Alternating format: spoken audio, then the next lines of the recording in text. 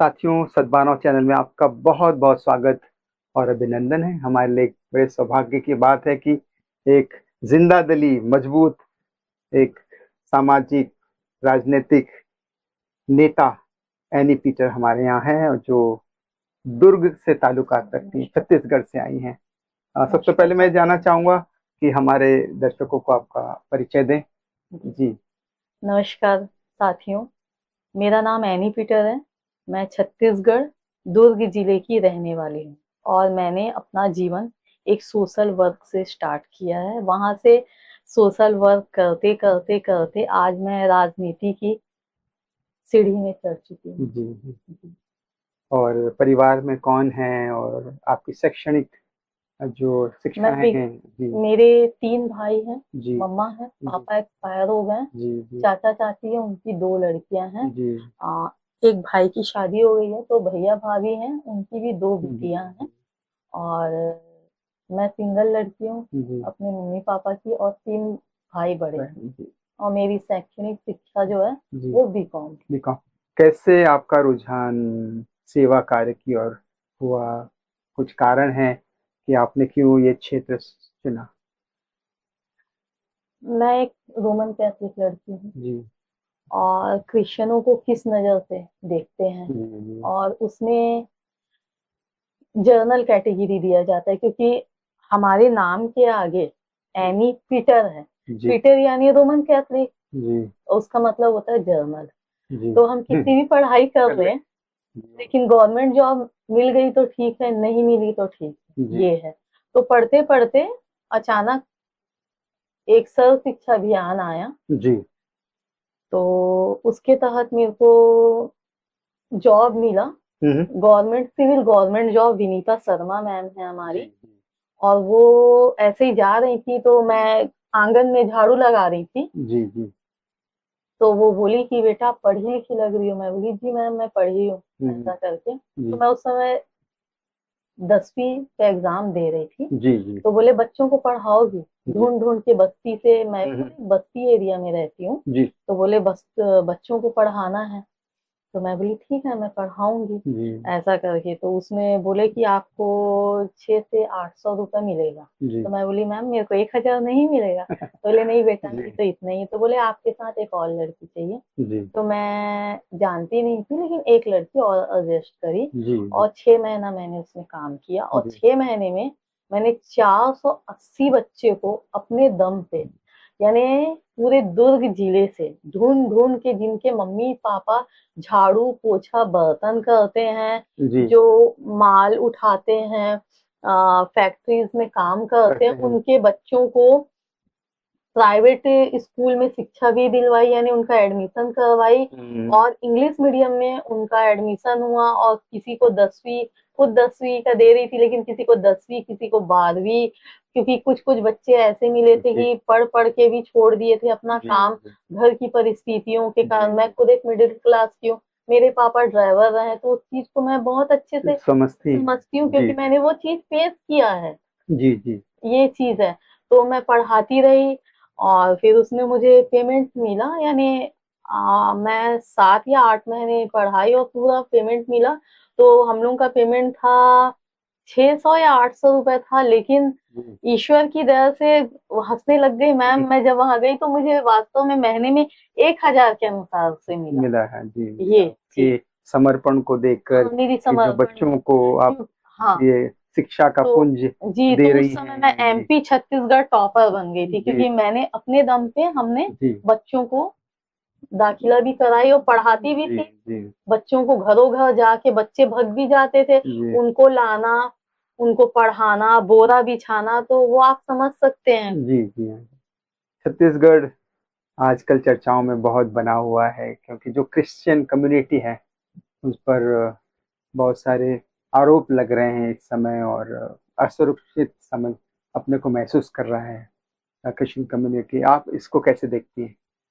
ये है कि देखो, अब मैं पॉलिटिक्स में आ गई हूँ, तो जी पॉलिटिक्स की रुझान को ही लेके बात करूंगी। जब जी तक के कांग्रेस की गवर्नमेंट थी, सन जी 2014 और 14 से पहले की जी बात, जी तो हमारे देश का नारा था हिंदू मुस्लिम सिख ईसाई आपस में सब भाई भाई। जी लेकिन 14 से ये जी चीज जब से मोदी जी हैं ये जी सब कुछ खत्म नहीं हुआ, जल के राख हो चुका है, डिस्ट्रॉय हो चुका है। जी बस यहाँ पे अब लड़ते हैं, ये तेरा देश और ये मेरा देश। ये मेरे देश में ये दलित रहेगा, हिंदू रहेगा, मुस्लिम रहेगा, सिख रहेगा, ईसाई रहेगा, ये रहेगा, वो रहेगा। और क्रिश्चियनों को हम लोगों को अंग्रेज समझा जाता है, जी हम लोगों को मारा पीटा जाता है।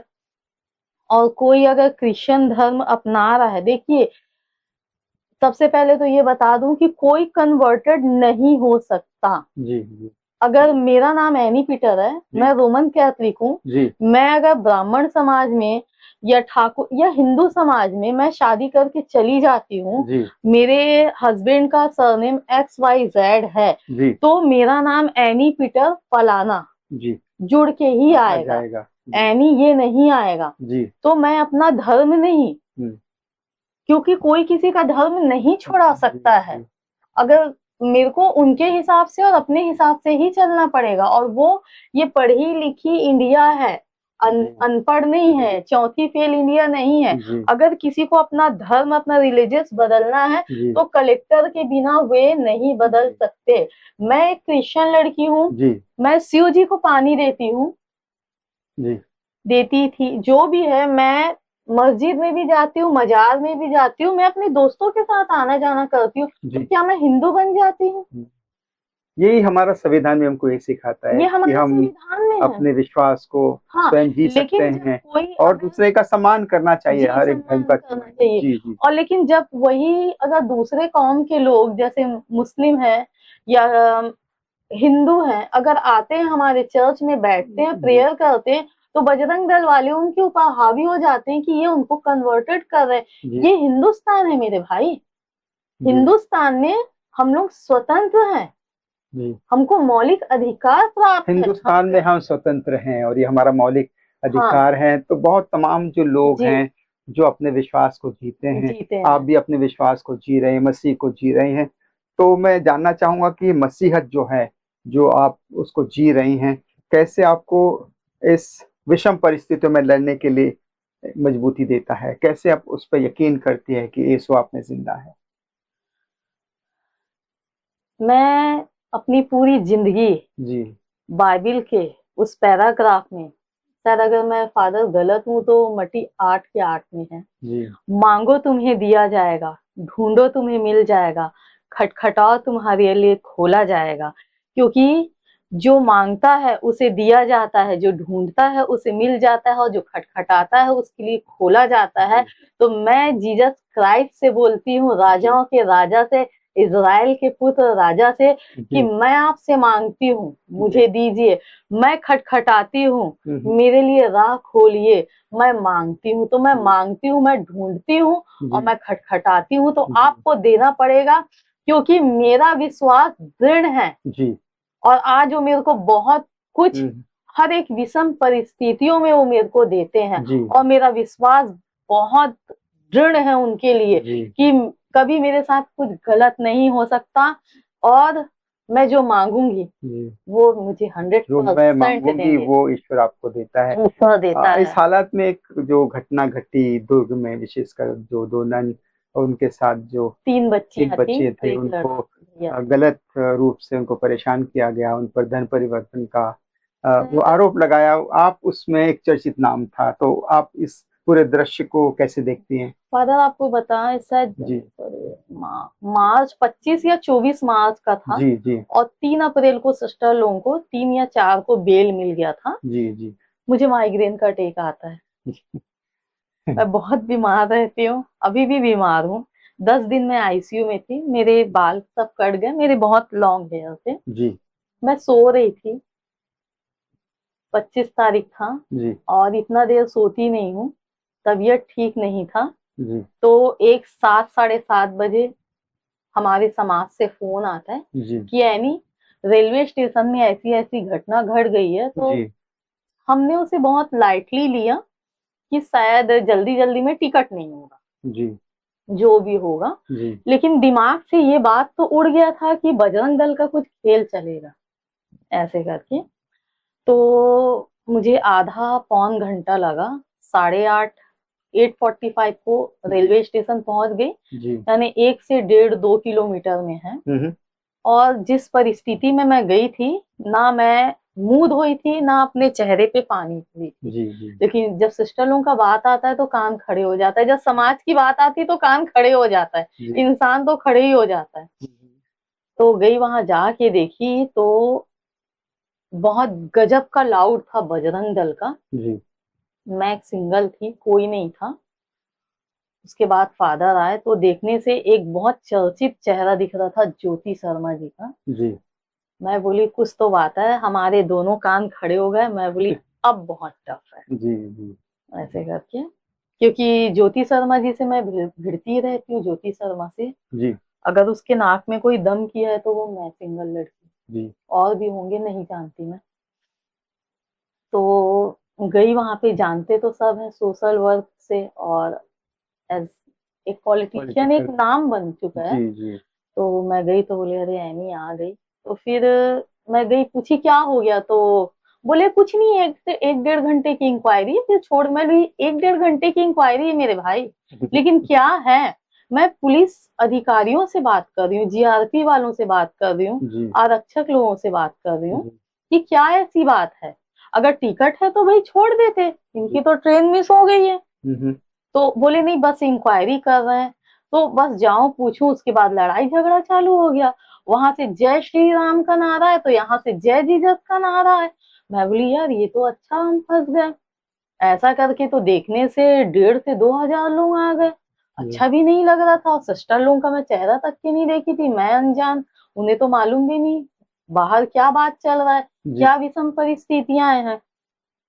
फिर मैं बोली, वहां के डीआईजी या डीजीपी जो भी थे, मैं बोली एक्सक्यूज मी सर। जी। तो बोले हाँ बेटा बोलो, मैं अंदर जाना चाहती हूँ। हम्म।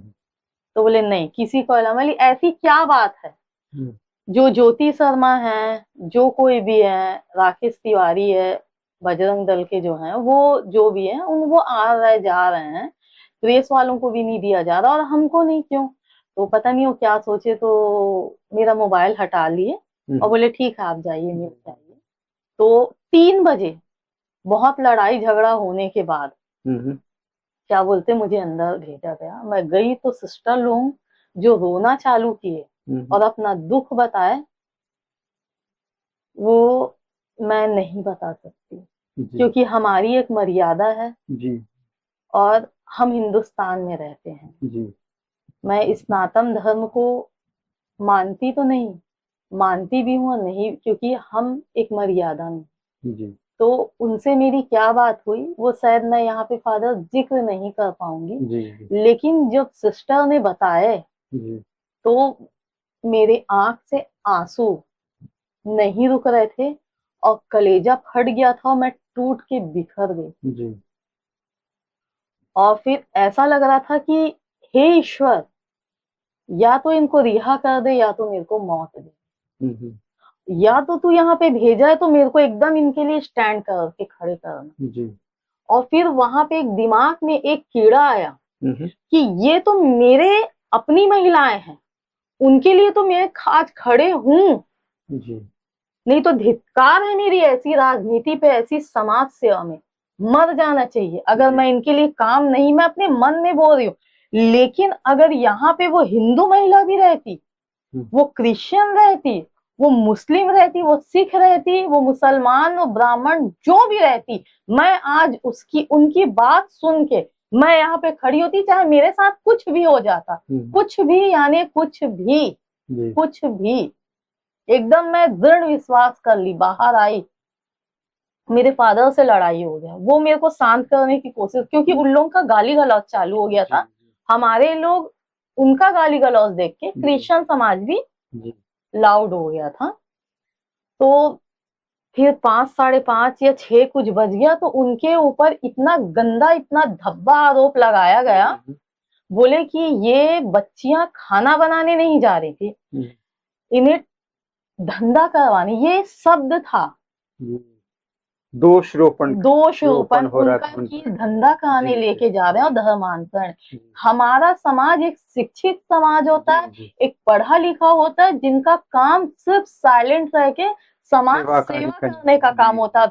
उनके ऊपर, मेरे ऊपर लगता तो एक बात है, लेकिन एक महिला के ऊपर लगता तो बोलते कुछ होगा, जी, लेकिन नन लोगों के ऊपर ये है तो वो मैं कहाँ से बर्दाश्त नहीं कर पाएंगे। बर्दाश्त कर सकती। जी, मैं उनके पीछे दौड़ रही थी, किसी ने मेरा हाथ पकड़ के फेंक दिया। जी, उस समय मैं एक एक ऐसी स्थिति, एक ऐसे पागलपन में थी। एक तो घर का डिस्टरबेंस बहुत ज्यादा जी, था, तुम आ जाओ, तुम बजरंग दल से नहीं निपट सकोगी, ये वो पता नहीं ईश्वर ने, मैं बोली थी ना, ईश्वर मैं खड़ी हूँ, आपको मेरे साथ तो खड़े मैं होना खड़ी पड़ेगा हूँ और ईश्वर मेरे साथ है। और ईश्वर मेरे तो ये साथ है, आपके चलो मेरा जज्बात थे उस हाथ समय। पकड़ के। हाँ, हाँ, तो इस सारे मामले में आपने किस तरह से वो आरोप से वो बरी हुए, और वर्तमान में क्या स्थिति है? और उन्हें सेंट्रल जेल ले गया है। जी, रात को 9 साढ़े 9 जी, बज रहा जी, था।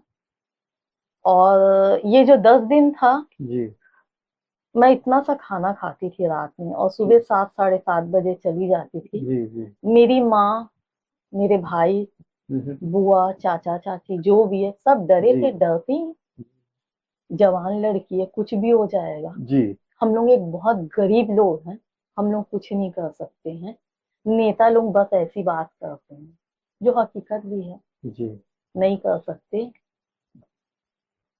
मैं बोली मैं तो लड़ूंगी, जी, आप मेरे को घर से निकाल दो, क्योंकि 24 दिन में 24 घंटा होता है, लेकिन मैं 48 घंटा तो सब तरह से लड़ाई, घर से सब, लड़ाई, हाँ, राजनीतिक से लड़ाई, समाज से सब लड़ाई, अलग अलग संगठनों इवन से मेरे लड़ाई, सिस्टर तो ये फादर भी शक्ति कहाँ से मिली? सिर्फ ये ईश्वर, आगे कैसे बढ़ी आप? सिर्फ ईश्वर।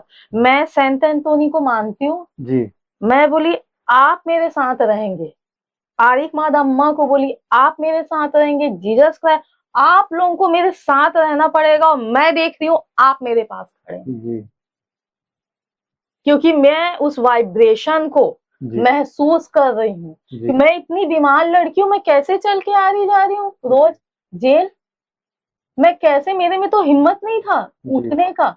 मेरी माँ मेरे को अलग से धमकी दे रही, हाँ आज पोछा नहीं लगा, आज झाड़ू नहीं हुआ, आज बर्तन नहीं हुआ, इसको देखो मैडम जा रही है। जी, तो यानी वो जो एक माहौल रहता था उधर से, जवान मैं बच्ची, मेरे जवान भाई बहन, यानी 2 बहनें हैं, तो आज तेरे साथ देख वो लड़कियों को कोई छेड़ेगा, उनके ऊपर होगा तो क्या बहुत सारी करेगी? हलचलें हुई बहुत आपके साथ, हलचली। दूसरों के साथ। बहुत सारे सांसद भी साउथ से आए और उनको बरी हाँ, किया गया। मेरे अपनी और मैडम एक भी ये है। जो हालात है, आप आने वाले समय में किस तरह से चुनौती देखती हैं?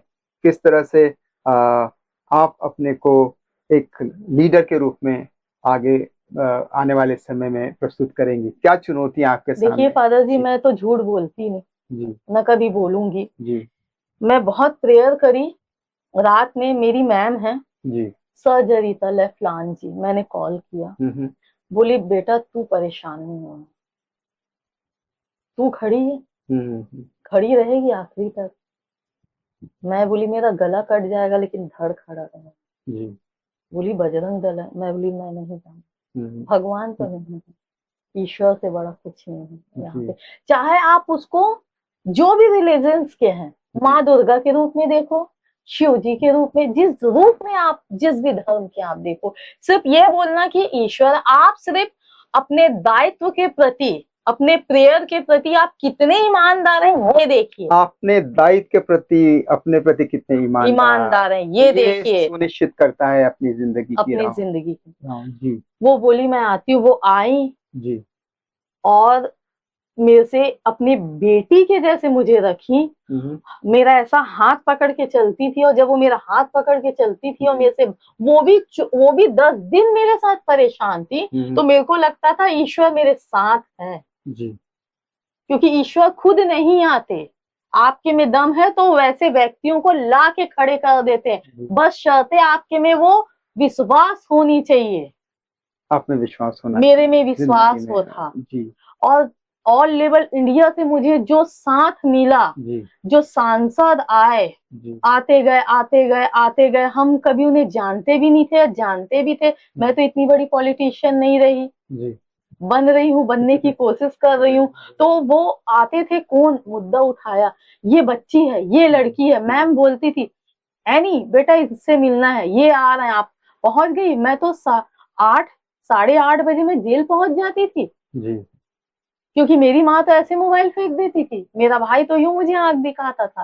हाँ, तो मैं पैदल चल के जाती थी, 5 किलोमीटर पैदल चल के आती थी, क्योंकि मैं घर में मोबाइल नहीं चला सकती थी। एक तो माइग्रेन के दर्द से मैं बहुत पीड़ित रहती हूँ। जी। तो वो जो था एक, यानी जो लड़कियां जो बात करते करते जाती हैं अपने लवर्स, जो भी XYZ, मैं तो वो 10 दिन जी। किससे बात करती है? नहीं, सिर्फ मैं बात करती थी, अपनी मैम से बात करती थी। जी। जितने नेता आ रहे हैं, जितने समाज सेवक आ रहे हैं, जितने LIB वाले आ रहे हैं, जितने प्रेस वाले आ रहे हैं, जितने पुलिस वाले आ रहे हैं, वो सबसे एनी आज कौन आ रहा है, एनी आज कौन आ रहा है, एनी आज उनका शेड्यूल मेरे पास आता था, मैं उनको शेड्यूल देती थी। और मैं जब वहां जाती थी तो वो आते थे, बोलते थे एनी कौन है। साउथ के लैंग्वेज में, मुझे तो इंग्लिश नहीं आती, टूटी फूटी इंग्लिश आती। ये है, एनी आ गई, एनी। हाँ, उनके साथ में रहती थी। वे भी मुझे अपनी बेटी की जैसे हाथ पकड़ पकड़ के चलते आते। हमारे यहाँ के जितने आला अधिकारी हैं, जितने CM है, डिप्टी CM है, एक नीला लग गया था। एक आपसे आखिरी में चाहूंगा कि आप, जी, बहुत सारे युवा सुन रहे हैं हमारे, जी, उनके लिए क्या संदेश है? उन युवाओं के लिए तो बस ये है जी। कि आप जो ठाने हो जी। उससे कभी पीछे मत हटना, कभी भी पीछे मत हटना। आप हमारा एग्जाम्पल ले लो, एक मिडिल क्लास परिवार से हूं, और आज अपनी दम पे और विश्वास पे, क्योंकि मैं क्रिश्चियन लड़की हूं, तो विश्वास एक आता है। मैं, और सिर्फ प्रेयर, आप पूजा करेंगे, पाठ करेंगे, प्रेयर, हम लोग उसको प्रेयर बोलते हैं। आप नमाज करेंगे, मुसलमान नमाज बोलते हैं।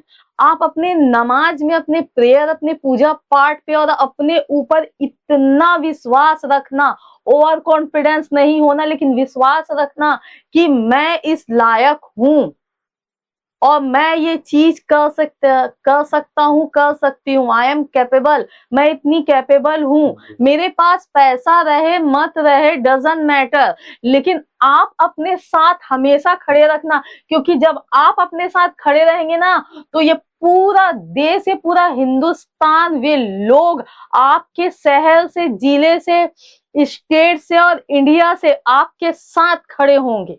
इसलिए मैं जब खड़ी थी तो मेरा मेरा विश्वास मुझे खड़े किया था, मेरा ईश्वर ने मुझे भी खड़े किया था, क्योंकि मेरा विश्वास उनके ऊपर था और अपने ऊपर, क्योंकि मैं अपनी स्वयं की योग्यता, जिसको हम लोग अपनी एक औकात बोलते हैं, जानते हैं, तो उस चीज को आप नाप तौल लेना कि आप किस लायक हैं, और अपनी ईमानदारी अपने साथ, अपनी योग्यता, अपनी ईमानदारी अपने साथ रखना, क्योंकि आप जितने अपने प्रति ईमानदार हैं, आपका गुरूर आपका उतना ही ईमानदार है, क्योंकि ये ईमानदारी ही आपको आगे पहुंचाएगी।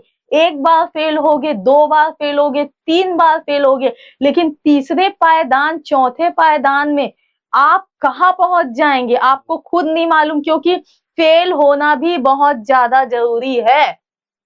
बहुत बहुत शुक्रिया था। सत्य की हमेशा जीत होती है, न्याय उन्हें मिला, और आपने जो लड़ाई, जो संघर्ष किया, सत्य की राह को मजबूत करने के लिए ईश्वर आपको हमेशा आशीष दे। बहुत बहुत शुक्रिया, धन्यवाद।